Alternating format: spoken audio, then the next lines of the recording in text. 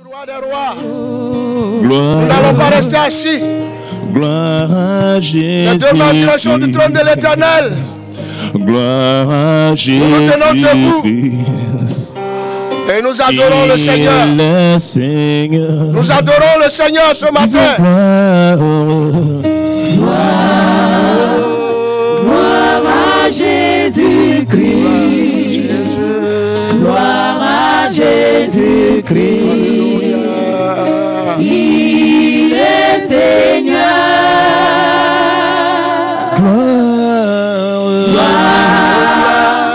Gloire à Jésus-Christ. Gloire à Jésus-Christ. Il est Seigneur. Disons gloire. Tu es assis sur ton trône. Gloire à Jésus-Christ. À la droite du Père. Gloire à Jésus-Christ. Les cieux et la terre sont l'œuvre de tes mains. Il est Seigneur. Et tu t'es levé de ton trône pour venir nous sauver. Gloire. La gloire que tu avais dans le passé, tu es retourné à cette gloire. Parce que la mort n'a pas pu te retenir dans le tombeau. Il est Seigneur. Allons dire, il est la lumière, le salut promis. Oh, tu l'as, Jésus. À nous tous, il est la lumière, le salut promis. Alléluia. À nous tous, il est la lumière de ce monde. Le salut promis à nous tous. Jésus, tu es. Il est la lumière. Et le salut promis à nous tous. C'est toi qui es la lumière, qui fait fuir les ténèbres. Chantons gloire, gloire, gloire à Jésus-Christ. Gloire à Jésus-Christ. Il est Seigneur. Chantons gloire à toi, Seigneur Jésus. gloire à Gloire à toi, Jésus. Gloire à toi, Jésus. Alléluia. Il est Seigneur. Chante gloire, gloire à Jésus-Christ. Médite sur ces paroles. Gloire à Jésus-Christ. Gloire à Jésus-Christ, le Sauveur pour eux. Car il est le Seigneur des Seigneurs. Il est le Roi des Rois. Il est le Tout-Puissant. Il mérite de recevoir la gloire, la louange et l'adoration. Le Dieu vivant, l'Alpha et l'Oméga, le Tout-Puissant. Il est Seigneur. Oui, il est la lumière, le salut promis à nous tous. Il est la lumière, le salut promis à nous tous. Oh, il est Toujours en esprit de prière. La lumière, Pendant que nous nous asseyons, le salut promis. poussés par le Saint-Esprit ce matin. je te donne, Seigneur, toute ma vie. Tu es tout pour moi, Seigneur. Je me lis tout ce geste que je suis, Seigneur. Je veux le mettre à ta disposition. Yahweh, si tu veux, tu le peux, Seigneur. Prends ma vie. Si tu le veux, tu le peux, Seigneur. Je me lis. Totalement.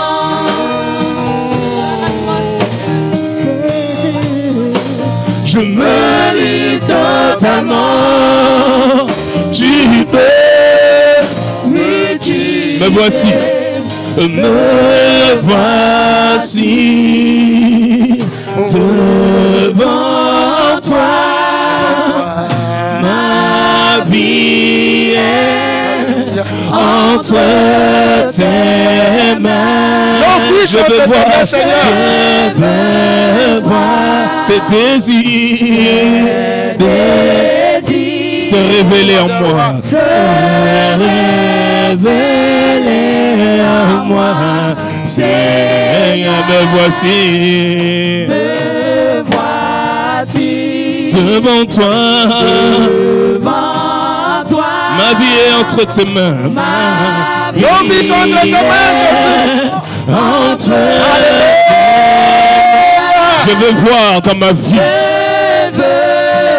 Je veux voir tes désirs, ta volonté parfaite se révéler à travers ma vie. Pour la gloire de ton nom, Seigneur. Je me livre totalement. Seigneur, je me livre totalement. Tu peux m'utiliser. Je me livre épuisé. Ces compassions ne sont pas à leur terme. Elles se renouvellent chaque matin. Elles se renouvellent chaque matin. Les bontés.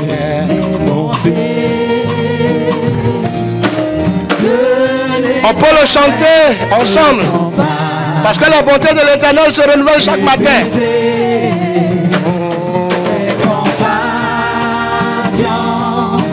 Ne sont pas à la terre. Elles se renouvellent chaque matin. Elles se renouvellent chaque matin. Elles se renouvellent chaque matin. Que Dieu nous bénisse. Je prie pour la parole. Merci pour cette grâce que tu nous accordes ce matin, Seigneur. Merci pour ton soutien dont nous avons toujours été bénéficiaires. Éternel, bénis nos cœurs ce matin, bénis nos vies ce matin, simplifie nos cœurs ce matin pour que nous recevions de toi ce qui est nécessaire pour nous, pour la semaine et même pour les années à venir.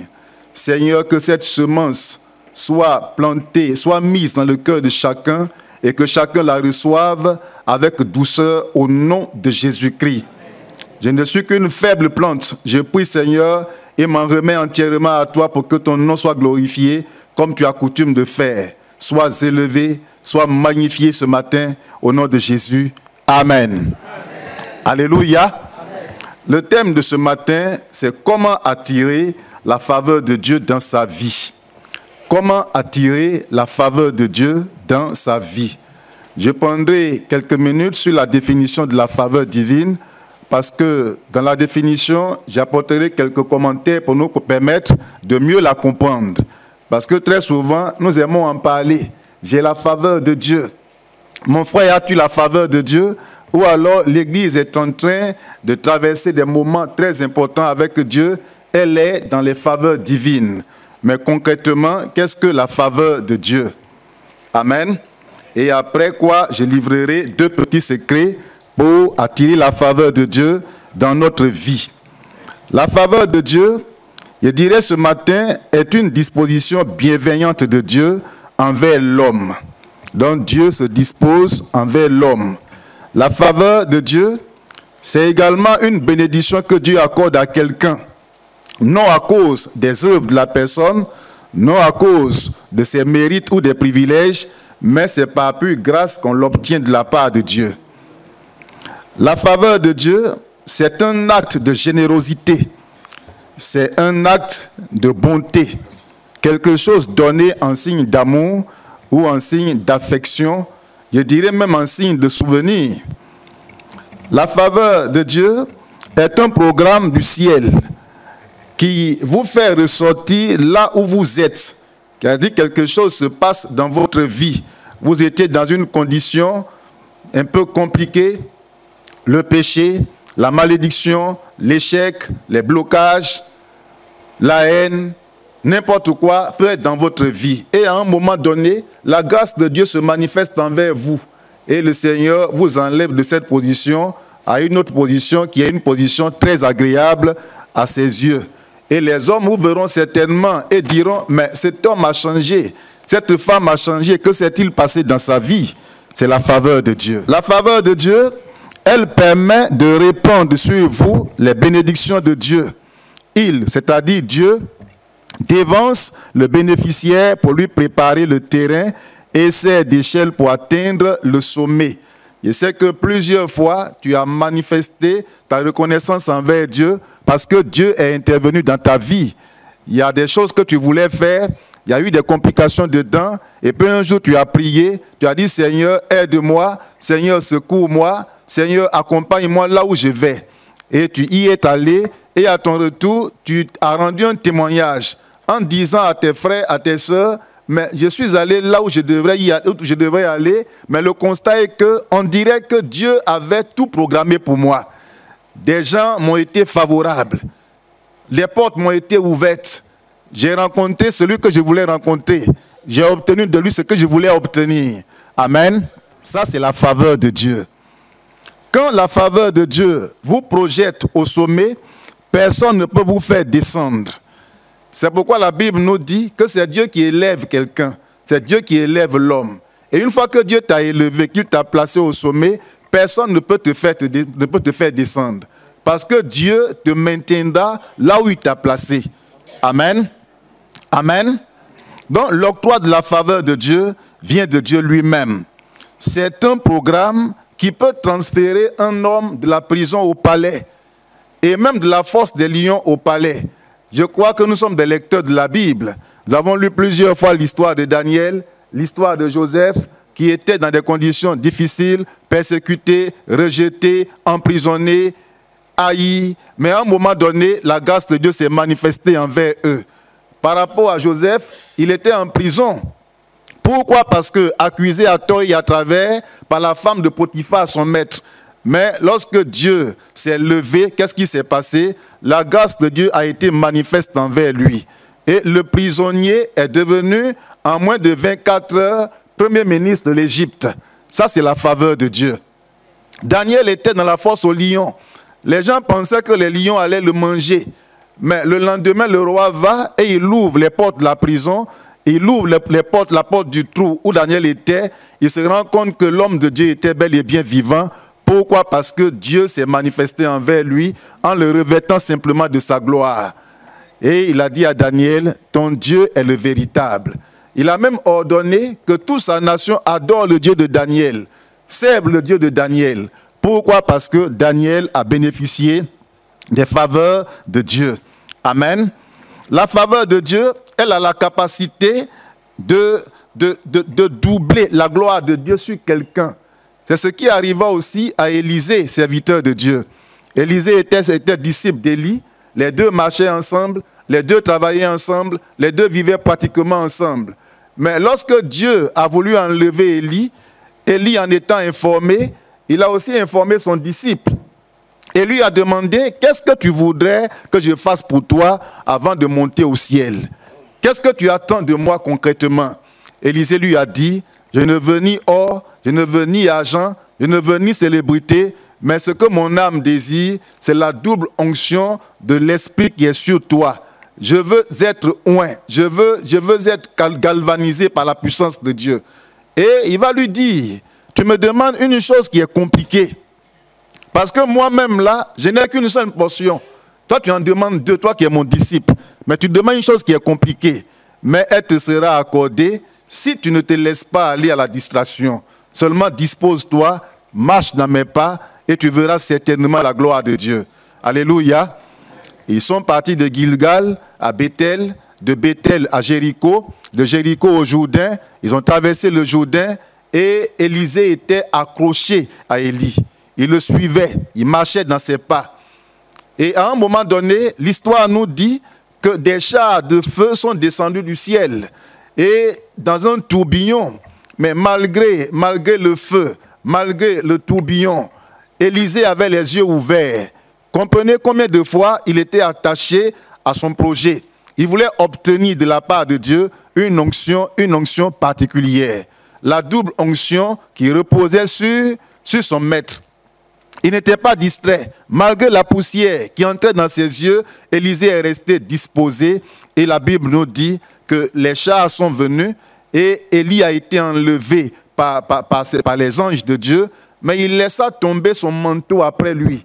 Alors qu'est-ce qu'Élisée va faire? Il va enlever son propre manteau à lui-même et prendre le manteau d'Élie et le porter. Et depuis ce jour, quelque chose a changé en lui. Amen. Les instants après, il est venu et il a affronté le Jourdain. Il devait traverser le Jourdain parce que quand on lit ce passage, le texte, il semble qu'il n'y avait pas de pont là. Mais il devait traverser le Jourdain. Alors qu'est-ce qu'il a fait? Il va enlever le manteau, le nouveau manteau qu'il avait reçu de la part de Dieu et il va en frapper les eaux avec. Et qu'est-ce qui va se passer? Le Jourdain va se séparer en deux et Élisée va traverser l'eau. Et la Bible nous dit que les fils des prophètes qui étaient à l'autre bord de l'eau vont se prosterner devant lui et vont reconnaître en lui l'Esprit de Dieu. Ils vont reconnaître en lui l'onction de Dieu. Ils vont reconnaître en lui la grandeur de Dieu. Et ils vont lui dire, nous te servirons, nous marcherons avec toi. L'histoire nous révèle que les miracles qu'Élie avait opérés à l'époque, Élisée en avait opéré 2. Donc si Élie avait donné la vue à un aveugle, Élie, lui, il en faisait 2. Même après sa mort, il était complètement pourri, les os étaient dans le tombeau, et quelqu'un est mort dans la cité, les gens sont allés l'enterrer, et le corps a touché simplement les os d'Élisée. Et la Bible dit que cet homme-là est revenu à la vie. Il a été ressuscité. Voyez un peu combien de fois Dieu est puissant. Mais tout ça, c'est la faveur de Dieu. Amen. C'est la faveur de Dieu. La faveur de Dieu, c'est le fait d'être dans une position privilégiée. Quand on est dans la faveur de Dieu, aucun ennemi ne peut nous écraser. Aucun ennemi ne peut t'écraser. Et nous savons tous que l'homme est environné de beaucoup d'ennemis. Les démons sont autour de nous. Même quelquefois, des hommes de mauvaise foi, de mauvaises intentions, qui ont pour objectif nous détruire, nous rabaisser, nous faire disparaître, qu'on ne parle même pas de nous. Ces hommes-là existent. Le diable existe en personne. Mais le Seigneur dit dans sa parole que toute main qui se lèvera contre toi sera paralysée. Toute âme forgée contre toi sera mise sous l'impuissance. Que 1000 tombent à tes côtés, 10 000 tombent à ta droite. Tu ne seras pas atteint, mais tu regarderas et tu verras la rétribution des méchants. C'est la faveur de Dieu. Gloire au Seigneur. Gloire au Seigneur. Maintenant, ce matin, la question que je pose, avant de répondre à cette question, c'est comment l'attirer dans ma vie? Comment dois-tu l'attirer dans ta vie? Sinon, Dieu existe et Dieu est bon. Et dans sa bonté, il est toujours prêt à nous faire du bien. Il est toujours prêt à nous secourir. Il est toujours prêt à nous élever. Il est toujours prêt à nous donner des enfants, à nous donner de l'argent. Il est toujours prêt à nous accorder sa protection. Il est prêt à répondre à nos besoins. Dieu n'est pas loin de nous. Très souvent, des gens disent, non, j'ai crié à Dieu, il ne m'a pas écouté, j'ai pleuré devant Dieu, il n'a pas répondu à mes prières. Donc, comme Dieu ne m'a pas répondu, je vais rétrograder, je vais quitter la maison de Dieu. Non, non, Dieu est bon et il est toujours attentif à nos prières. Amen. Mais la main de Dieu agit beaucoup plus dans la vie de celui qui remplit certaines conditions. Il y en a plusieurs, mais par rapport au culte de ce matin, j'en ai réceptionné que 2. 2 éléments que je vais livrer pour nous permettre ce matin de rentrer dans les faveurs divines. Et le premier élément ce matin, c'est que pour avoir la faveur de Dieu dans ta vie, il faut devenir impérativement, parce qu'il s'impose à toi, il faut devenir ami de Dieu. Il faut devenir un ami de Dieu. Il faut devenir un ami de Dieu. Dans le livre de Jean, chapitre 15, verset 14 au verset 15. Vous êtes mes amis si vous faites ce que je vous commande. Je ne vous appelle plus serviteur Parce que le serviteur ne sait pas ce que fait son maître. Mais je vous ai appelé mes amis parce que je vous ai fait connaître tout ce que j'ai appris de mon Père. Amen. Vous êtes mes amis si vous faites ce que je vous commande. Je ne vous appelle plus serviteur parce que le serviteur ne sait pas ce que fait son maître. Mais je vous ai appelé amis parce que je vous ai fait connaître tout ce que j'ai appris de mon Père. Donc le Seigneur parle ici à ses disciples en leur faisant la part des choses. Ils ont marché pendant un bon moment ensemble. À un moment donné, il leur dit, vous êtes mes amis si vous faites ce que je vous commande. Donc pour devenir ami de Dieu, il faut faire ce que Dieu te commande. Et il dit, je ne vous appelle plus serviteur parce que le serviteur ne sait pas ce que son maître fait. Mais je vous ai appelé ami parce que je vous ai fait connaître tout ce que j'ai appris de mon Père. Le Seigneur avait une mission importante à accomplir sur la terre. Et relativement à sa mission, il a aussi sélectionné un bon nombre de personnes. Il y avait plusieurs personnes qui étaient derrière lui. Mais à un moment donné, il s'est imposé à lui le choix de quelques personnes qui allaient quand même être distinguées des autres. Ce qu'il a appelé plus tard des apôtres. Et ceux-ci étaient tous les jours avec lui. Après leur avoir donné l'onction, après les avoir donc choisis, il leur a donné clairement ce qu'ils devaient faire à ses côtés. Donc à un moment donné, à force de vivre ensemble, à force de travailler ensemble, à force de leur donner des enseignements fondamentaux pour leur ministère à venir, il leur a dit un jour, je ne vous appelle plus, hein, vous êtes devenus mes amis. Pourquoi? Parce que je vous ai enseigné tant de choses. Donc si vous parvenez à obéir à ce que je vous commande, vous devenez mes amis, vous devenez mes plus proches. Vous n'êtes plus mes serviteurs, parce que le serviteur ne sait pas ce que son maître fait, tandis que l'ami, il est toujours avec son ami, il est toujours avec le maître, il sait comment le maître vit, il connaît l'enseignement du maître, il sait comment le maître travaille. Alléluia. Alléluia. Donc la première clé ce matin, pour qu'on ait les faveurs de Dieu, il faut devenir ami de Dieu. Et je voudrais dire ce matin qu'une chose est de naître de nouveau, mais une autre chose est d'avoir une communion, est d'avoir une intimité avec Dieu. Donc devenir ami de Dieu, c'est devenir intime de Dieu. Devenir ami de Dieu, c'est être en communion permanente avec Dieu. Et ça, ce n'est pas accordé à tout le monde. Ou alors, tout le monde pouvait bien y arriver, mais malheureusement, plusieurs ne le font pas. Ils ne le font pas parce qu'ils ne s'y engagent pas véritablement. Sinon, Dieu est ouvert à tout le monde. Sa parole est ouverte à tout le monde. Son cœur est ouvert à tout le monde. Et son désir a toujours été que l'être humain s'approche de lui et le serve avec tout son cœur. Son désir a toujours été que l'être humain s'approche de lui et lui appartienne entièrement, se consacre à lui, se conforme à sa parole. Mais malheureusement, très peu de personnes le font aujourd'hui. Alléluia. Donc, devenir ami de Dieu, il y a des qualités qu'il faut acquérir absolument. L'ami de Dieu ne s'adonne plus au mensonge. L'ami de Dieu ne s'adonne plus à l'impudicité. L'ami de Dieu ne vole plus. L'ami de Dieu ne pratique plus les mauvaises œuvres telles que la sorcellerie. L'ami de Dieu ne s'adonne plus à la haine. L'ami de Dieu ne garde plus des rancœurs dans son cœur. L'ami de Dieu n'est plus colérique. L'ami de Dieu est quelqu'un dont le cœur est vraiment ouvert à Dieu. Vous allez voir dans 1 Thessaloniciens 4, versets 3 à 8, mais je vais paraphraser, je ne vais pas lire tout. Ce que Dieu veut, c'est votre sanctification. C'est que vous vous absteniez de l'impudicité. C'est que chacun de vous sache posséder son corps dans la sainteté et dans l'honnêteté. C'est ce que le Seigneur nous dit. Donc l'ami de Dieu vit dans la sainteté. L'ami de Dieu pratique la sainteté. Il obéit. Il abandonne le péché. Et la sanctification, elle est pluridimensionnelle. Le corps doit être sanctifié. L'âme doit être sanctifiée. L'esprit doit être sanctifié. Devenus chrétiens, nous devons abandonner tout ce qu'on faisait par le passé. Dans 2 Corinthiens 5, verset 17, l'apôtre Paul nous dit que si quelqu'un est en Christ, il est devenu une nouvelle créature. Les choses anciennes sont passées et voici toutes choses sont devenues nouvelles. Donc, quelque part, il y a un changement qui se produit immédiatement dans la vie de celui qui accepte Jésus. Ce changement, il est radical. Il consiste à abandonner tout ce qu'on faisait de négatif par le passé. Était-tu menteur? Il faut abandonner le mensonge. Le voleur doit abandonner le vol. Celui qui était méchant doit laisser la méchanceté. Paul lui-même avait expérimenté cette grâce par la grâce de Dieu.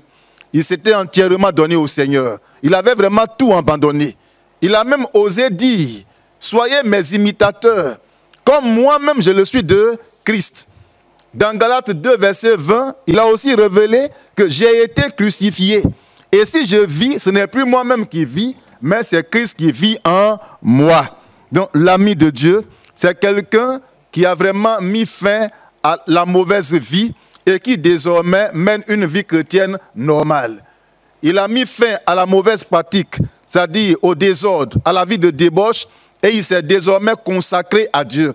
Donc son esprit, son âme et son corps appartiennent entièrement au Seigneur. Et désormais, son corps devient le temple de Dieu. Donc Dieu règne pleinement en lui.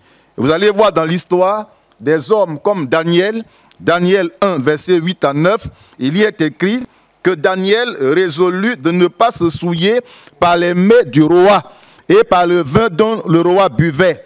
Et il pria le chef des eunuques de ne pas l'obliger à se souiller. Dieu fit trouver à Daniel faveur et grâce devant le chef des eunuques. À l'époque, Daniel était un jeune homme, mais un jeune homme déporté comme esclave à Babylone. Il y était avec plusieurs autres personnes qui avaient été déportées. Ils étaient tous des captifs, mais ils n'avaient pas oublié le vrai Dieu. Étant sur un territoire païen, vivant dans un pays qui ne connaissait pas Dieu, parce que Babylone avait ses dieux, avait ses pratiques, avait ses principes de vie. Mais Daniel y étant, il n'a jamais ouvert son cœur au mal. Et le roi, à un moment donné, va prendre l'initiative de former des jeunes gens pour les établir à des postes de responsabilité importants dans le pays, comme préfet de région, comme préfet, comme sous-préfet. Donc Daniel a été sélectionné avec quelques-uns de ses amis pour faire la formation qui devait durer 3 ans. Donc ils y étaient. Et comme on le fait dans nos grandes écoles aujourd'hui, tout devait être pris en charge. Ils devaient rester à l'internat. Ils devaient manger là-bas. Ils devaient tout faire là-bas. Leurs besoins étaient pourvus. Ils avaient du savon, ils avaient tous les privilèges. Alléluia. Mais Daniel a été interpellé par l'Esprit de Dieu. Parce que les repas que les étudiants devaient manger devaient d'abord passer dans le temple des dieux païens. Des rites devaient être faits sur ces repas et ensuite servis aux étudiants. Daniel, ayant su cela, a pris la résolution de ne pas se souiller. Il a pris la ferme résolution de ne pas se laisser emporter par la nourriture. Alors, qu'est-ce qu'il va faire? Avec la sagesse que Dieu lui a donnée, il va s'approcher du chef des eunuques, dont leur responsable qui s'occupe de leur nourriture, et va plaider auprès de lui pour lui dire « Ma foi ne me permet pas de toucher à certaines choses. Ma foi ne me permet pas de manger certaines choses. Donc, je ne mangerai pas de ce repas. Voici les raisons. » Et le monsieur n'était pas d'accord au départ. Il lui a dit, mais vous allez maigrir. Et le roi va me condamner. Il dit, non, donne-moi seulement la permission de manger que des légumes. Pendant combien de jours? Pendant 10 jours environ. Et tu verras ce que Dieu va faire. Je t'assure que je serai en un bon point. Je serai en pleine forme par rapport à mes collègues qui mangeront tous les repas du roi. Alléluia. Et cette grâce lui a été accordée. Et effectivement, au bout de 10 jours, le constat était clair. Quand la grâce de Dieu est là, on est en bonne santé. Quand la grâce de Dieu est là, même dans des moments de privation de nourriture même, on brille toujours de la gloire de Dieu. Daniel n'a pas maigri, ses compagnons n'ont pas maigri. Et depuis ce jour, ils ont passé le temps à manger juste ce qu'ils voulaient eux-mêmes. Des légumes, des fruits. Et pendant les 3 ans, la Bible nous dit qu'ils se sont montrés excellents dans cette école. Ils en sont sortis avec de très bons résultats par la grâce de Dieu. Et Daniel même a été élevé comme préfet de région. Pour dire que Daniel a pris une ferme résolution. Donc de même que Daniel s'est engagé à ne pas pécher contre Dieu, le chrétien doit également s'engager à ne pas pécher contre Dieu.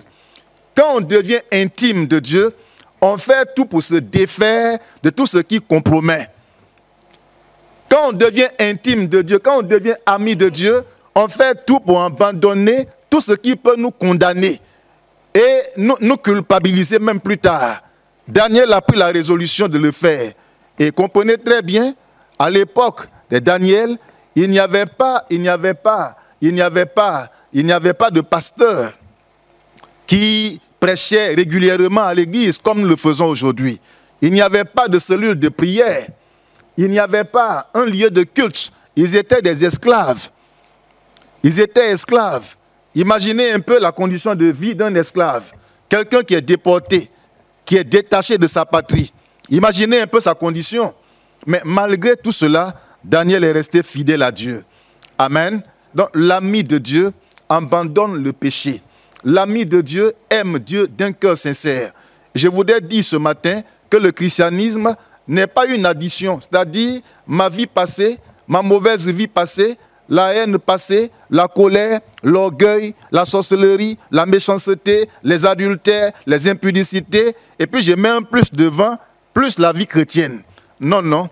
Le christianisme ou la vie chrétienne consiste à abandonner le péché, à renoncer à tout ce qu'on faisait de négatif par le passé et nous conformer véritablement au Seigneur où nous sommes aujourd'hui. Alléluia. Il faut devenir ami de Dieu. Il faut devenir ami véritable de Dieu pour avoir la faveur de Dieu sur toi. Plusieurs personnes crient aujourd'hui au Seigneur, « Seigneur, bénis-moi. Seigneur, donne-moi de l'argent. Seigneur, donne-moi de la guérison. Seigneur, donne-moi des enfants. Je suis une femme stérile. Ou bien un homme stérile. Seigneur, réponds à mes prières. » D'autres crient à Dieu, « Seigneur, ça fait longtemps que je travaille.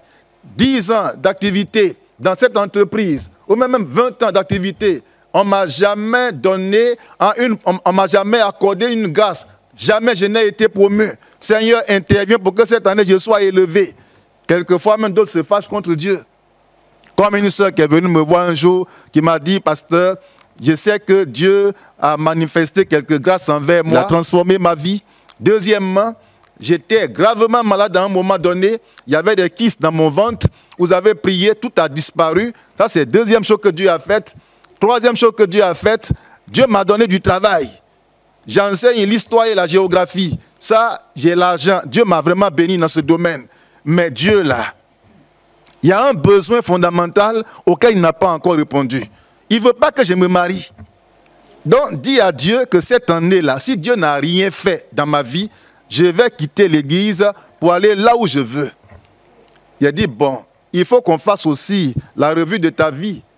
Depuis que Dieu a fait tous ces miracles dans ta vie, ta restauration, ta guérison, le travail qu'il t'a donné, ta conversion, est-ce que depuis ce temps, depuis que tu as commencé à travailler, étant isolé, un peu loin de nous, est-ce que tu es resté dans l'obéissance à la parole de Dieu?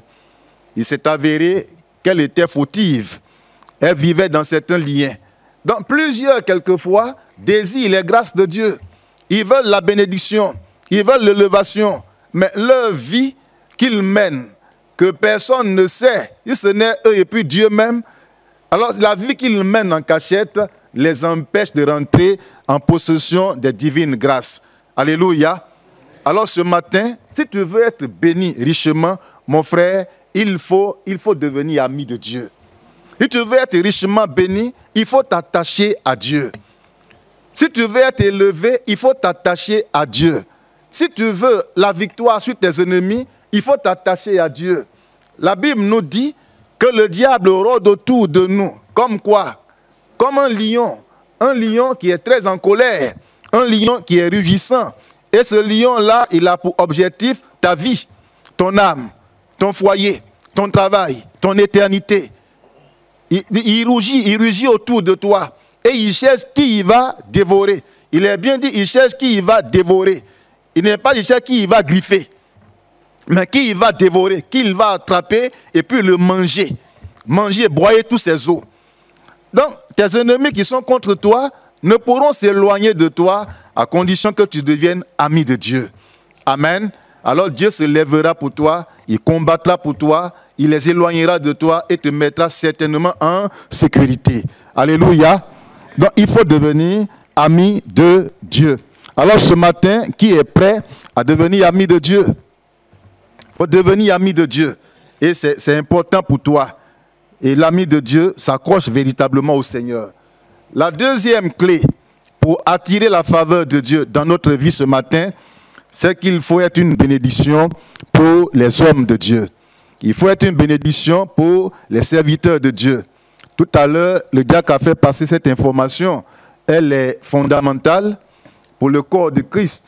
Elle est importante. Et chaque année, en Côte d'Ivoire, par la grâce de Dieu, il y a une journée qui est décrétée, la journée du pasteur. Et à cette journée, qu'est-ce qu'on fait? On honore l'homme de Dieu. On l'honore véritablement, lui et sa famille. On les honore et on les bénit, on prie pour eux. Et qu'est-ce qu'on fait en retour? Ensuite, on leur donne des cadeaux. On leur fait des dons dans le but de les emmener à faire face à leurs besoins. Alléluia. Dans ce programme étant organisé par le diaconat mission, dont le prolongement est ici en Europe, Dieu nous demande à nous qui sommes serviteurs de passer, donc de précéder les diacres et de donner quelques orientations, des conseils par rapport à cette journée. Mais tout cela devient possible lorsqu'on est vraiment ami de Dieu. Amen. Parce que quelqu'un qui n'est pas converti, il ne comprendra jamais l'importance ou même la valeur d'un serviteur de Dieu. C'est pourquoi on devient d'abord ami de Dieu. On est converti, le cœur est circoncis. Et une fois que le cœur est circoncis, ce cœur-là aura certainement le souci de l'œuvre de Dieu. Il portera dans le secret et même visiblement les fardeaux de l'œuvre. Il soutiendra également le pasteur discrètement. Mais quand le cœur n'est pas converti, il lui sera vraiment difficile de faire des choses concrètes à l'égard des serviteurs de Dieu. Amen.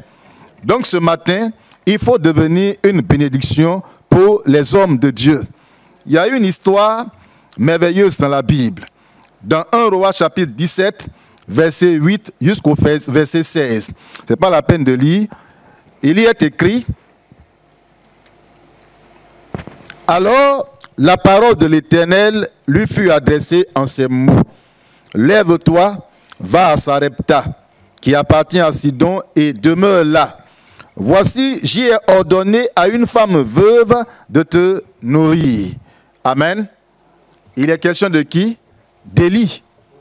Élie vivait dans une époque compliquée parce que le roi Akab qui régnait sur le pays n'était pas un bon roi. Il y a des rois qui sont bons, il y en a qui ne sont pas bons. Il y en a, lorsqu'ils sont là, ils favorisent le péché, la sorcellerie, le mysticisme, la prostitution, l'homosexualité, le vol. Il y en a qui favorisent tout ça. Tandis que d'autres obéissent à la voix de Dieu. D'autres favorisent le vrai culte, aiment que des gens adorent Dieu, construisent des temples, encouragent les pasteurs à faire des programmes. Mais Akab, dans son cas, Akab n'avait pas un bon esprit. Akab était vraiment un très mauvais roi. Amen. Il est même allé prendre une femme qui pratiquait la sorcellerie. Et son nom était Jézabel. Elle n'était pas une bonne femme. Elle était la mère de la prostitution, la mère du maquillage, la mère de la sorcellerie. Parce que Jézabel est venue avec tous ses bagages chez Akab en même temps. Et à l'époque, Jézabel avait tellement impacté, mais négativement, la vie de son mari Akab, qu'elle a favorisé en Israël le culte, le faux culte. Le culte qui était dédié à Baal, qui était également dédié à Astarté. Et l'esprit d'Akab, étant véritablement atteint, avait bâti des temples pour des faux prophètes. Donc du coup, ceux qui servaient Dieu par le passé, qui aimaient véritablement le Seigneur, qui aimaient aller au temple à Jérusalem pour prier, qui partaient à des rencontres annuelles, à un moment donné, leur esprit était complètement mélangé. Et le péché, la corruption était entré dans leur cœur. Donc les véritables serviteurs de Dieu, des sacrificateurs qui étaient là, n'étaient plus écoutés. On ne les voyait même plus.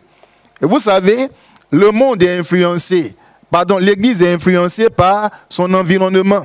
Donc quand déjà le peuple est corrompu, tout le pays est corrompu, les pasteurs même n'ont plus la force.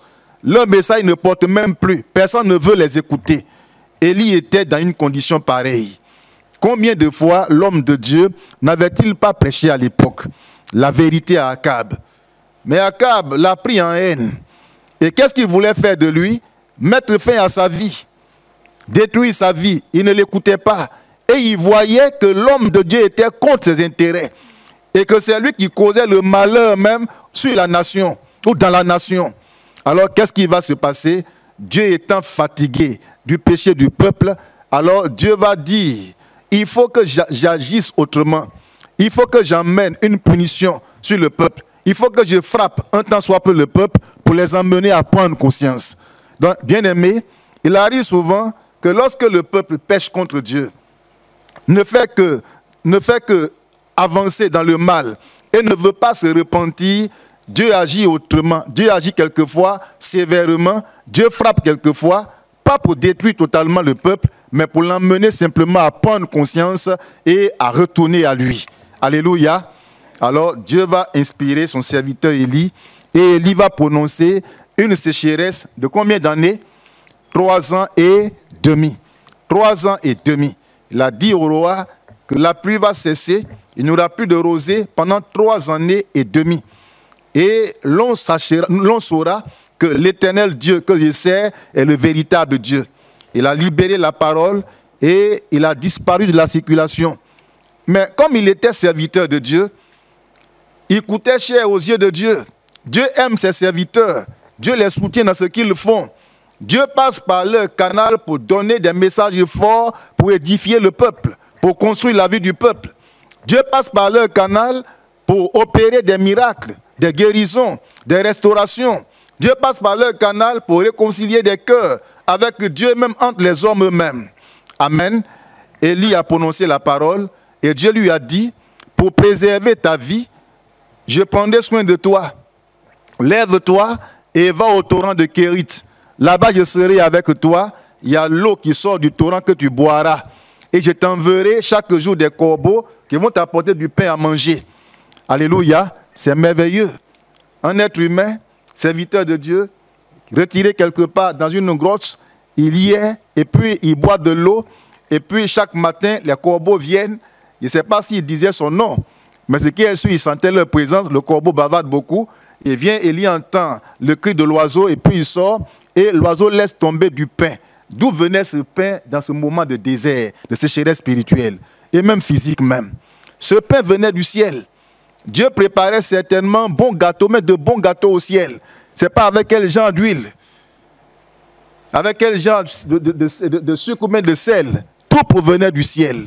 Et Élie recevait quotidiennement la nourriture. Et il mangeait. Et il était dans le torrent, certainement en train d'adorer Dieu pendant plusieurs mois. Et la Bible nous dit que le soleil était tellement intense qu'à un moment donné, l'eau de ce torrent a tari. Alors qu'est-ce qui va se passer? Dieu va lui dire, le pain, tu l'auras toujours. Mais je t'orienterai vers un autre horizon. Lève-toi, va à Sarepta. À Sarepta, tu rencontreras là-bas une femme. Et cette femme sera le canal de bénédiction qui t'apportera du pain à manger et même de l'eau à boire. Alléluia.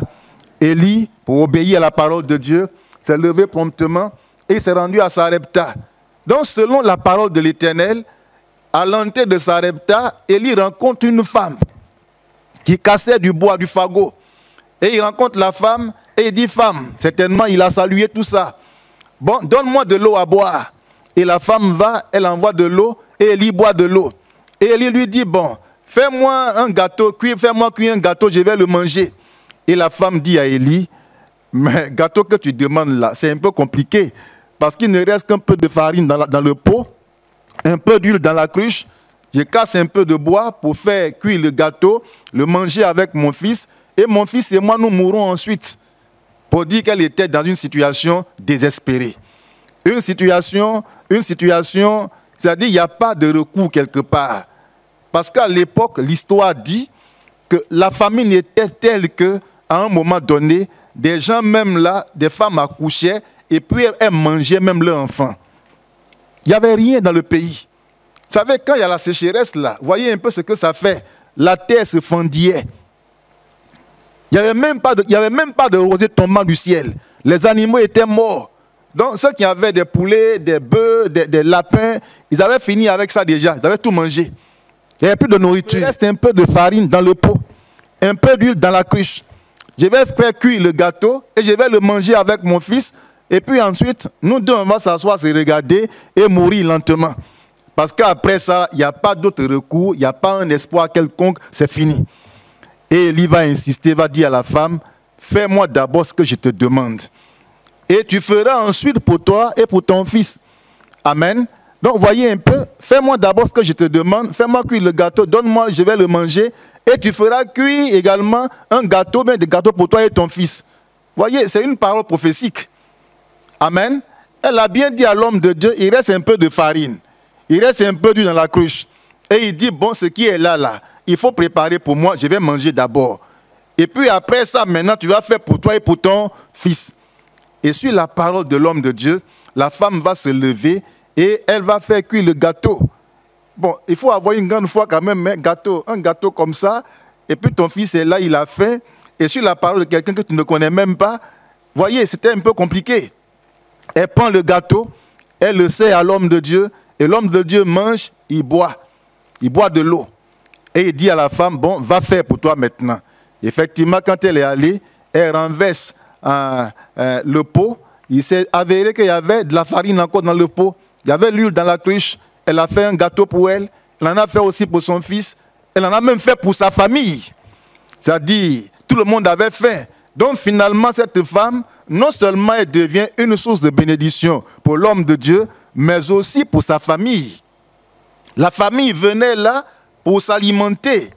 La famille venait là avec des assiettes les matins pour que les gâteaux soient faits et qu'elle puisse aussi en avoir. Amen. Donc nous comprenons que cette femme a ouvert véritablement ses portes à l'homme de Dieu. Elle a ouvert ses mains à l'homme de Dieu. Elle a été libérale. Elle a été généreuse. Elle a été hospitalière. Et on peut dire même qu'elle a été gentille, plus simplement. Elle a été gentille. Ça, ce n'est pas accordé à tout le monde. Il y a des gens qui sont attachés à leur nourriture, qui sont attachés à leur eau, qui sont attachés à leur plat de riz, qui sont attachés à leur plat de foutou, à leur hamburger. Ils ne partagent pas avec quelqu'un. Mais cette femme-là, malgré les difficultés, elle a vraiment ouvert son cœur, elle a reçu l'homme de Dieu et le repas a été partagé. Et depuis ce jour, rien n'a manqué à cette femme. Dieu s'est pourvu et chaque jour, il y avait de la farine, chaque jour, il y avait de l'huile dans la cruche et durant tout le temps de la sécheresse ou de la famine, il y a eu de quoi à manger. Je commenterai tout ça tout à l'heure. Un autre passage qui nous interpelle, Genèse 18, versets 2 à 10. Il est question d'Abraham. Il y est écrit, il leva, je dis le verset pour vous encore, Genèse 18, versets 2 à 10. Il leva les yeux et regarda, et voici 3 hommes étaient debout près de lui. Quand il les vit, il courut au-devant d'eux, depuis l'entrée de sa tente, et se prosternant en terre. Et il dit, Seigneur, si j'ai trouvé grâce à tes yeux, ne passe point, je te prie, loin de ton serviteur. Ils se sont donc assis, c'était des serviteurs de Dieu, mais des anges qui ont pris la forme humaine et qui sont venus, ils étaient 3, et ils apparaissent, Abraham les voit, physiquement il les voit, et Abraham était assis devant la tente, devant sa maison. Donc les ayant vus, Abraham a couru, c'est ce qui est écrit, et il est allé au-devant d'eux. Et qu'est-ce qu'il fait ensuite? Il s'est prosterné devant les hommes de Dieu. Et il leur a dit, puis-je trouver grâce à vos yeux? Venez avec moi dans ma maison, je vous donnerai de l'eau à boire et même de quoi à manger. Abraham a pris de l'eau, il a lavé leurs pieds, ils en ont également bu aussi. Et il envoya l'un de ses serviteurs à la bergerie et en lui disant, va apprêter 2 chevreaux pour les visiteurs qui sont arrivés. Le repas a été copieusement fait par Sarah, la femme d'Abraham. Et les serviteurs ont mangé. L'histoire nous dit qu'après avoir mangé, il y a un qui a dit à Abraham, mais où est ton épouse, où est Sarah? Et il a dit, bon, elle est dans la cabane là-bas en train de préparer là-bas. Et il va dire à Abraham, dis à ta femme que l'année prochaine, à la même période là, elle aura un enfant dans la main. Amen. Voyez, quelque chose a été débloqué là. L'année suivante là, Sarah aura un enfant dans la main. Le fils qu'elle attend. depuis des années, ce fils lui sera donné. À la même période. Donc il faut calculer les jours, calcule les mois, et tu verras qu'à cette même date-là, elle aura son fils dans la main. Et la Bible nous dit que Sarah, ayant entendu la voix de l'ange, donc serviteur de l'Éternel, elle va rire dans la maison là-bas. Et l'ange va dire à Sarah, mais pourquoi est-ce que tu ris? Parce que Dieu sait toutes choses, rien ne lui est caché. Ah non, je n'ai pas ri. Eh, mais tu as ri. Parce que Sarah voyait son état de vieillissement qui était beaucoup avancé. Elle était vieille. Vraiment, les seins étaient fanés, le corps était usé. Elle avait, dirais-je, même dépassé la ménopause.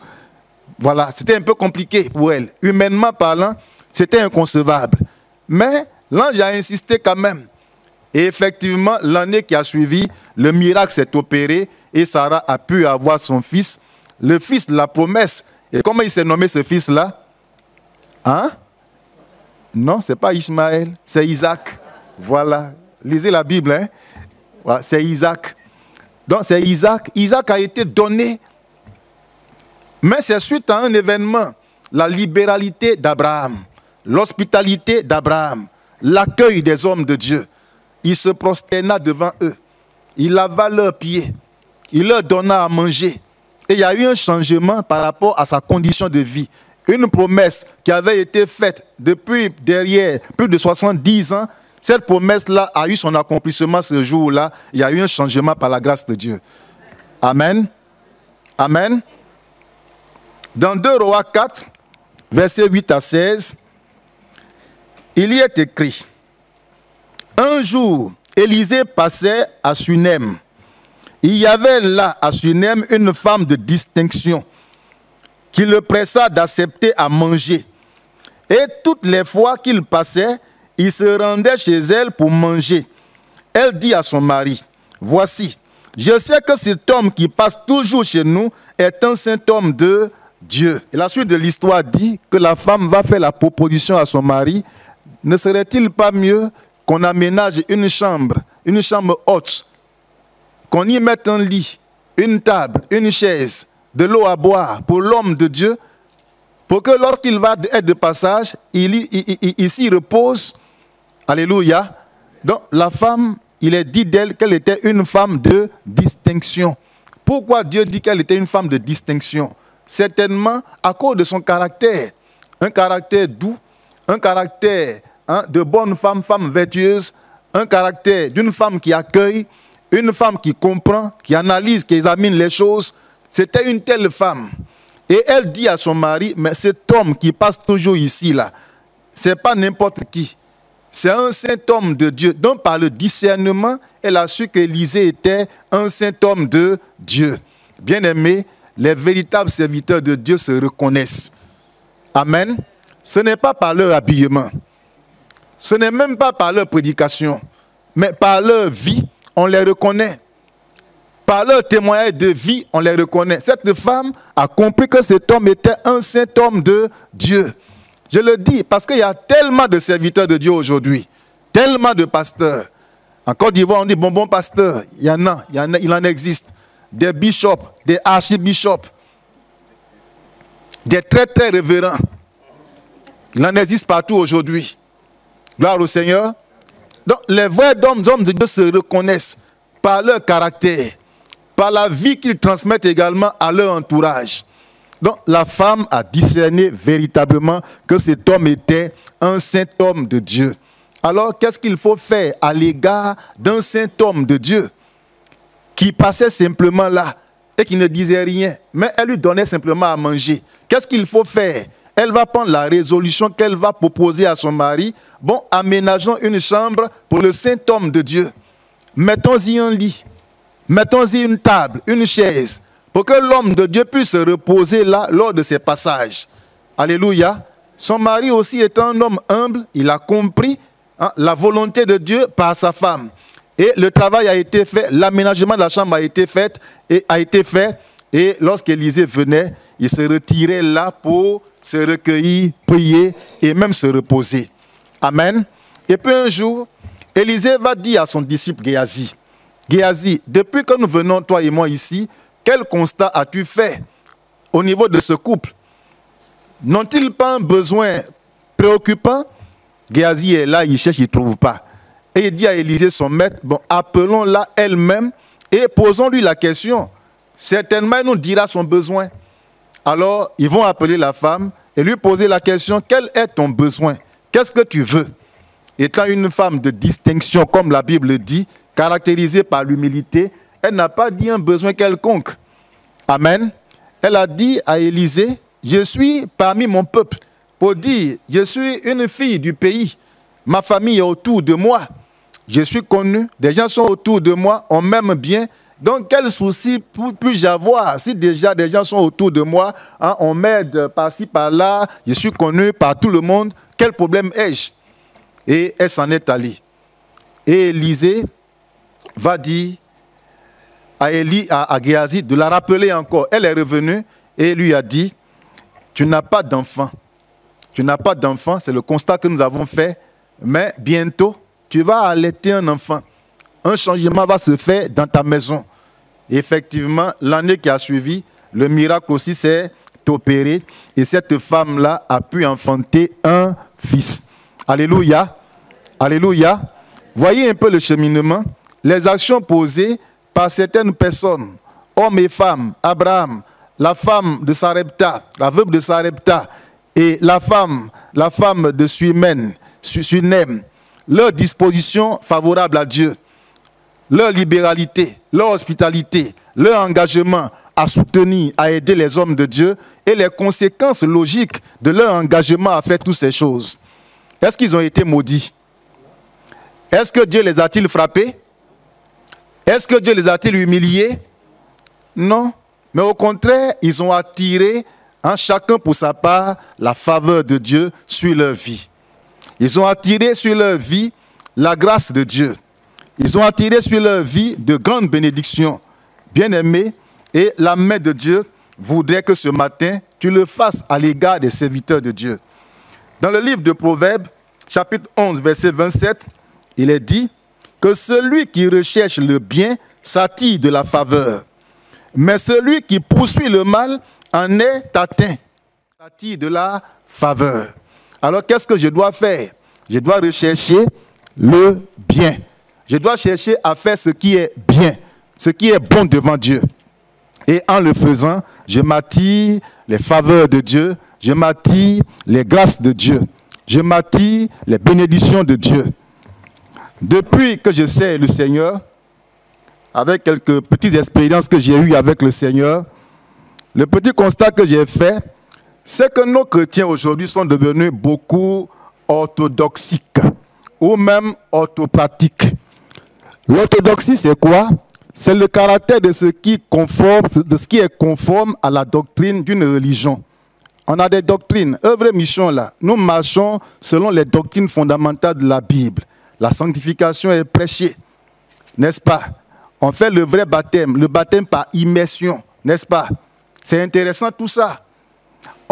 Qu'est-ce qu'on fait d'autre encore? Les femmes se sanctifient, les hommes se sanctifient. La communion fraternelle même est enseignée. Je peux dire que tout est normal dans la forme. On connaît Dieu, on prêche sur Dieu.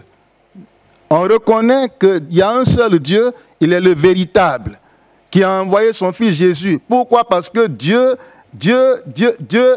a pris un corps. Et ce corps-là, c'est Jésus-Christ qui est venu sur terre pour s'identifier à nous, pour nous sauver. Donc, il y a un seul Dieu que nous reconnaissons. Il n'y a pas Dieu le Père, il n'y a pas Dieu le Fils, il n'y a pas Dieu le Saint-Esprit. Il y a un seul Dieu. Donc, notre doctrine, elle est vraiment normale, elle est vraiment conforme. Amen. Et nous encourageons les uns et les autres à y être, à y demeurer. L'orthopraxie, c'est quoi? C'est la conduite rigoureuse et conforme aux rites prescrits dans une religion. Ça, c'était un peu le caractère des pharisiens, des hellénistes autrefois en Israël. Dans Luc 18, verset 11, il y est écrit qu'un jour, 2 hommes sont allés au temple pour prier. Ils arrivent au temple, le pharisien, qui se disait homme de Dieu, leva les mains vers Dieu et pria dans son cœur. Et qu'est-ce qu'il dit? Il dit à Dieu, je suis devant toi ce matin, tu connais bien mon cœur. Je ne suis pas mauvais comme les autres hommes du monde. Je suis un homme saint. C'est un commentaire que je fais. Mais quand vous allez lire, c'est ce que ça veut dire. Il dit, je prie, je paye ma dîme, la dîme de chacune de mes revenus. Je jeûne 2 fois par semaine. Et il ajouta, je ne suis pas mauvais comme le publicain qui est juste à côté de moi là. Dans son cœur, il dit tout ça. Et la Bible nous dit que le publicain, par contre, il leva les yeux et il tapa sa poitrine et dit à Dieu, « Oh Dieu, je reconnais mes péchés. Je suis un homme mauvais. Je suis un homme méchant. Je suis un adultère. Je suis un idolâtre. Aie compassion de moi, Seigneur. Sauve ma vie. Aide-moi. Aide-moi. Relève-moi. » Et le Seigneur évalue les 2 prières. Et qu'est-ce qu'il va dire? Il dit, mais le publicain est rentré chez lui blanchi, restauré par Dieu. Parce qu'il a fait une prière teintée d'humilité. Amen. Il est humble. Mais le pharisien qui se dit homme de Dieu là, il n'a pas été humble dans la prière. C'est une prière d'accusation, une prière qui le justifie lui-même, une prière, je dirais, de méchanceté, une prière orgueilleuse. Est-ce que Dieu peut-il exaucer une telle prière? C'est pourquoi je parlais tout à l'heure d'orthopratie, parce que souvent on est attaché beaucoup plus aux rites, à certains principes, certains règlements intérieurs dans l'Église. Et ce qui est essentiel là, on le perd de vue. Et ce matin, ce qui est essentiel pour nous, c'est prendre en charge des hommes de Dieu. Je le dis parce que certains disent souvent, mais les pasteurs n'ont pas besoin de ceci, ils n'ont pas besoin d'argent, ils n'ont pas besoin d'habits, ils n'ont pas besoin de voiture, ils n'ont pas besoin de cela. Et quelquefois, ils en font même une doctrine. Ils n'apportent aucun soutien aux hommes de Dieu. Mais l'amour de Dieu doit emmener l'Église à s'occuper de ses pasteurs. Amen. À s'occuper de ses pasteurs. Parce que si le pasteur est bien habillé, qu'est-ce qu'on dira de lui? On dira, mais le pasteur est bien habillé. Et c'est quel pasteur? C'est le pasteur des œuvres missions internationales de Villiers-le-Bel. Ou alors il vient de Paris. Et qui habille le pasteur? C'est l'Église qui l'habille. Si le pasteur mange bien et qu'il est en un bon point, bon, si lui ne veille pas sur lui et puis il devient obèse, ça c'est son problème. Maintenant, s'il mange bien et qu'il est toujours bien en forme, la vigueur est là, l'énergie est là, mais le pasteur sera très heureux dans son âme et il vous libérera les révélations divines avec conviction et vous en serez vraiment bénéficiaire. Alléluia. Mais un sac vide, peut-il tenir debout? Non, il ne peut pas tenir debout. Vous l'avez expérimenté une fois, vous payez des sacs de riz, n'est-ce pas? Videz le sac de riz, mettez-le debout s'il peut tenir. Il ne tient pas debout. C'est pour dire quoi? Que lorsque le pasteur a faim, il ne peut pas vous prêcher. Et il monte sur la chair, c'est-à-dire une faim qui est indépendante de sa volonté. C'est-à-dire qu'il n'a pas programmé avec Dieu, ce n'est pas un jeûne. Les jeûnes, on les programme.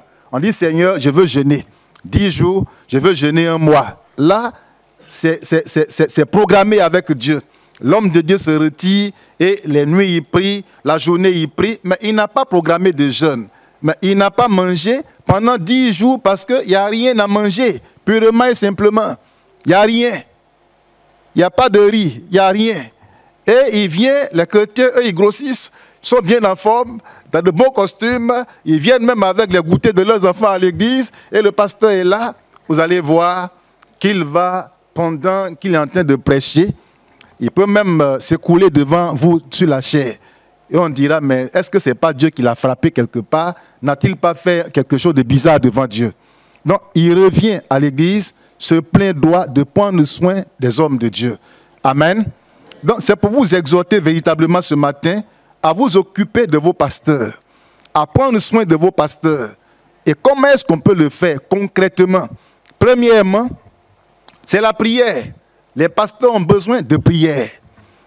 Il y en a qui disent, non, comme les pasteurs prient déjà, et des hommes de prière déjà, nul ne peut prêcher sans prier. Quelqu'un ne peut pas quitter l'autre bout du monde, venir ici sans vie de prière. C'est nous qui avons besoin de prière. Généralement, après le culte, tout le monde s'aligne pour aller chez le pasteur pour la prière. Homme de Dieu, prie pour moi. J'ai un mot de tête, j'ai un mot de pied, j'ai un mot de ventre, j'ai un mot de cou. Pasteur, mon salaire est bloqué. Ma carte bleue. Tout est compliqué. On veut me renvoyer du travail. Je ne fais pas enfant, je veux me marier. Chacun vient avec ses préoccupations devant le pasteur pour demander la prière du pasteur. Mais le pasteur a besoin de prière. Le pasteur a besoin de prière. Alléluia. Pourquoi? Parce que le pasteur est comme une lampe élevée par Dieu. Et cette lampe-là est placée au sommet d'une montagne. Elle est vue certes par Dieu, mais elle est en même temps vue par les démons, par le diable lui-même. C'est cela. Le pasteur a besoin de soutien en prière. Si le pasteur n'est pas soutenu dans la prière, vous allez être étonné de voir certains pasteurs qui avaient la foi hier et un bon matin, on dit non, le pasteur n'a plus la foi, il est devenu maintenant musulman. Même il est à l'école coranique pour devenir maintenant imam. Ah, c'est arrivé, ce sont des choses qui arrivent. Et on est scandalisé. On dit, mais qu'est-ce qui a pris le pasteur? Il n'était pas converti alors. Non, le pasteur était converti. Mais il y a eu un manque de soutien en fait. Il n'y avait personne pour l'épauler. Il n'y avait personne pour prier pour lui. Il n'y avait personne pour jeûner pour lui. Et puis à un moment donné, il y a eu des moments de faiblesse. Le diable en a profité pour prendre possession de sa vie. Et un esprit d'égarement lui a été communiqué. Et de chrétien, de pasteur, alors il devient quoi? Imam.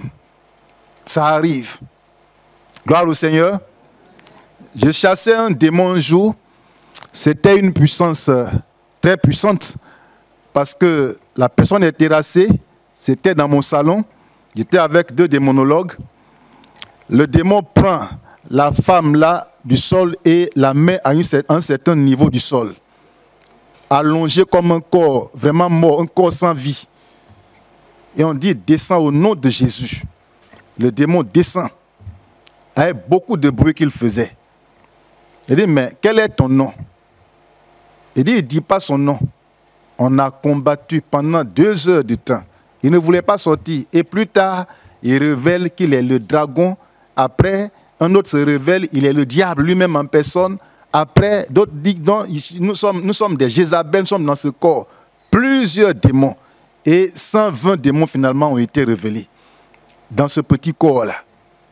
Donc, pour nous faciliter la tâche, on lui a dit, bon, comme vous êtes 120, on vous ordonne de vous regrouper rapidement par 20. Voilà, 20 rapidement. Est-ce que c'est fait? Il dit, oui, c'est fait. J'ai obéi déjà. D'accord? Donc, commencez à sortir. Le premier chef, c'est qui? Il a dit son nom, on l'a chassé. Donc, tous les 120 pratiquement partis, le dernier, le 120e qui est resté, c'est souvent le grand patron qui reste derrière. Lui, il dit, il ne sort pas. Mais qu'est-ce qu'il m'a dit? Quand on a insisté dans la prière, il m'a dit, je m'en vais. Mais toi, là, tu verras avec moi. Je vais te tuer. Je ferai tout pour te tuer. Bon, c'est des paroles que nous aimons entendre aussi. Là, c'est des défis. Voilà, c'est des défis. Et je lui ai dit qu'on ne tue pas un pasteur comme ça. Toi, il sait que tu ne peux pas mourir maintenant. Tu vas sortir de ce corps, mais je t'affaiblis. Et cet affaiblissement va rester dans tes membres. Et tu ne vas plus jamais te relever aussi pour revenir contre moi. Et il a crié, waouh, il s'en est allé. Pour dire que nous sommes engagés dans un combat. Les pasteurs sont attaqués. Vos pasteurs sont attaqués par des démons, attaqués par le diable, par la sirène des eaux, des esprits de mort, des esprits d'orgueil. Les pasteurs sont attaqués par la rétrogradation. Donc s'il n'y a personne pour prier pour les pasteurs, vous allez voir qu'au lieu que l'œuvre connaisse le progrès, l'œuvre va plutôt régresser. Et c'est malheureux. C'est pourquoi le premier soutien à apporter à son pasteur, c'est la prière, c'est le jeûne. Deuxième soutien à apporter au pasteur, c'est quoi? C'est l'assistance. C'est-à-dire qu'il faut être présent. C'est-à-dire ta présence physique même là, elle est importante. Le plus souvent, on en a besoin, mais on n'en trouve pas. On n'en trouve pas. On n'en trouve même pas. Il y a des moments où on veut au moins un frère avec nous à la maison, une sœur qui vienne. Ah, pasteur, nous sommes venus poussés par l'Esprit de Dieu pour vous dire, ne serait-ce qu'un bonjour. Ça remplit tellement le cœur de joie. La même manière dont tu reçois la joie lorsque le pasteur te visite, ou bien lorsqu'il t'appelle là. C'est la même joie que le pasteur reçoit lorsqu'il te reçoit aussi chez lui. Mais combien d'entre vous le font? On est en Europe, l'hiver a commencé. Tout ce qu'on peut dire au pasteur, il faut doubler tes vêtements. Il faut payer 2 écharpes. Est-ce que tu as payé le gant? homme de Dieu, bonjour, comment vas-tu? Et la famille au pays, comment va-t-elle? Et les enfants, tu as combien d'enfants même? Est-ce qu'ils vont à l'école? C'est des petites paroles dont les hommes de Dieu ont besoin. Gloire au Seigneur. C'est ça l'amour, n'est-ce pas? C'est l'amour. Mais l'amour dans nos églises aujourd'hui, c'est le pasteur qui doit aimer les brebis. N'est-ce pas? Le pasteur doit visiter les brebis. Jusqu'à me font parler au pasteur même. J'ai appris que tu étais chez Quadio, mais tu n'es pas arrivé chez moi. Donc je ne suis pas ta fille alors. Je ne suis pas ton fils alors. Moi, je t'ai fait quoi dans l'église là même? Non, tu n'as rien fait au pasteur. Mais il est le seul qui tourne chez tout le monde. Et arrivé chez Quadio, il était épuisé. Le froid avait pris ses os, ses oreilles. Donc il devait rentrer au chaud. Gloire au Seigneur. C'est pourquoi il n'est pas arrivé chez toi. On réclame que le pasteur nous aime. On réclame que le pasteur soit présent. Non, il faut dire au moins bonjour à ton pasteur. Ce n'est pas mauvais de se lever, aller en délégation chez le pasteur. J'étais en Côte d'Ivoire, dans une église, et ma femme était un peu souffrante. Les gens partaient au travail, par-ci, par-là, personne n'avait le temps. Et puis un jour, les enfants de la jeunesse, qu'on appelle communément les tout-petits, et les cadets, se sont mis en groupe, dirigés par une fille qui était plus grande que tous. Et ils sont venus à la maison. J'étais un peu en déplacement, ma femme était là, ils ont tapé la porte. Maman, on est venu te dire bonjour. Bon, habituellement, lorsqu'on voit les enfants, c'est qu'ils ont faim, ils ont soif. Et maman dit, bon, regarde dans la cuisine là-bas, il y a un peu de riz couché là, chauffé, vous allez manger. Et non, non, on n'est pas venu pour manger, mais on est venu pour te saluer. Et puis, est-ce qu'il n'y a pas de petits travaux à faire à la maison? Et ma femme était dépassée par les événements. Comment se fait-il que dans l'église là, c'est les enfants comme ça qui viennent s'occuper de moi, me demander s'il y a des assiettes à laver, s'il y a de quoi à faire? Elle dit, je ne me suis pas encore levé le matin, mais faites ce que vous pouvez faire. Et les enfants là, ont pris balai, ont balayé la maison, ont essuyé la maison, ont lavé les assiettes, nettoyé les toilettes. Et sont venus pour dire à maman, lève-toi et on va prier maintenant pour toi. Ah, c'était fort, hein? Elle s'est assise et ils l'ont entourée, ils ont prié. Seigneur, il faut guérir notre maman. Seigneur, elle est bien de cœur. Il ne faut pas l'enlever. Seigneur, il faut veiller sur elle. Seigneur, ma femme a commencé à pleurer. Et c'est après avoir accompli cette grande mission, que j'appelle mission divine, que ces enfants ont pu manger leur riz couché, laver encore la petite marmite avant de quitter la maison pastorale. Ça, c'est l'amour. Gloire au Seigneur. Et les pasteurs en ont besoin. Vos pasteurs en ont besoin. On a besoin de vous. On a besoin de votre présence. Chez nous, à la maison. Pas pour rester avec nous. Mais bonjour, bonsoir. On rentre un peu, on nettoie la maison. Ou alors, quelquefois, d'autres disent, non, la tâche est confiée à une sœur de l'église. C'est sa mission de préparer pour vous. Sa mission de nettoyer vos toilettes, nettoyer le salon. Nous, on est devant, il n'y a pas de temps à Paris. Mais viens un jour quand même, que ton pasteur te voie. Donc, les pasteurs ont besoin de vos soutiens. Maintenant, si tu n'as pas le temps, au moins un coup de fil dans la semaine. Allô, mon pasteur, comment vas-tu? Élève ta semaine. Et le pasteur sera soulagé à l'intérieur de lui-même. Et dira, ah, mon frère au moins pense à moi. Ma fille pense à moi. Mon fils pense à moi. Ce n'est pas le tout qui est de donner l'argent au pasteur. Il y en a qui disent souvent, je veux venir chez toi, mais il est écrit. Là, on prend un verset, on se cache derrière le verset. Il est écrit, il ne faut jamais aller chez le sacrificateur les mains vides. Donc, le jour que mes mains seront pleines, que j'irai voir le sacrificateur. Oh, tes mains là aussi, ça fait 6 mois, elles ne sont jamais pleines. On ne te voit pas. Quand est-ce qu'elles seront pleines? Et puis de quoi? Amen. C'est pourquoi, au moins un coup de fil soulage l'homme de Dieu. Ça l'amène quand même à comprendre que l'effort que j'ai fait dans l'église, les jeûnes et prières, les moments de prédication, des recherches que je fais, hein, l'abnégation, les souffrances que j'endure, je les fais pour des gens qui sont de cœur avec moi, qui réagissent, qui vivent et qui savent que je suis là. Alléluia. Et ça donne encore assez de force au pasteur. On est heureux lorsqu'on se sent aimé par vous. Amen. On est heureux lorsqu'on se voit entouré par vous. On est heureux lorsqu'on se sent soutenu par vous. Mais quand on ne sent pas votre présence à côté de nous, vous n'êtes pas présent. Dans le ministère, vous n'êtes pas présent, le pasteur devient très malheureux. Le pasteur se sent seul. Et même il peut prier pour dire, Seigneur, il faut faire tout, l'affectation prochaine là, même si c'est France même là, emmène-moi au pays. Là-bas au moins il y a la chaleur humaine. Il y a des gens autour de moi. Je peux me frotter aux frères, aux sœurs. Ils peuvent me visiter. Ils peuvent me secourir. Mais on ne vous voit pas. Donc le soutien, l'un des soutiens à apporter, c'est le soutien, ta présence physique. Après la prière, il faut être présent. Troisième soutien à apporter au pasteur, ce sont les dons, le matériel. Le matériel. C'est le matériel. Il est dit dans Hébreux 13, 17 que les pasteurs font des efforts, ils travaillent au niveau du peuple. Et qu'est-ce qu'il faut faire à leur égard? Il faut leur devoir beaucoup de respect. Il faut respecter les hommes de Dieu. Il faut les considérer. Il faut leur donner de l'importance, de la valeur. Ça, c'est l'un des éléments. Et je parlerai du soutien matériel. Donc, les pasteurs ont besoin également de respect, de considération de la part du peuple. Il y a des gens qui ne considèrent pas leur pasteur, qui n'ont aucun respect pour les hommes de Dieu, qui méprisent les hommes de Dieu. Comme le pharisien, c'est des prières d'accusation ou des paroles d'accusation. Le pasteur a fait ceci, le pasteur a fait cela. Depuis son arrivée, il n'y a jamais jeûne, il n'y a jamais programme. Depuis son arrivée, l'église se vide. Depuis son arrivée, on est là, on meurt, venez à nos secours. Des rapports qui ne sont même pas fondés. Non, ce n'est pas ton devoir. Watchman Nee a écrit dans son livre « L'autorité spirituelle » que l'autorité spirituelle a de la valeur. Il a même mentionné que même la chute de l'autorité qui est établie sur toi met ton obéissance à l'épreuve.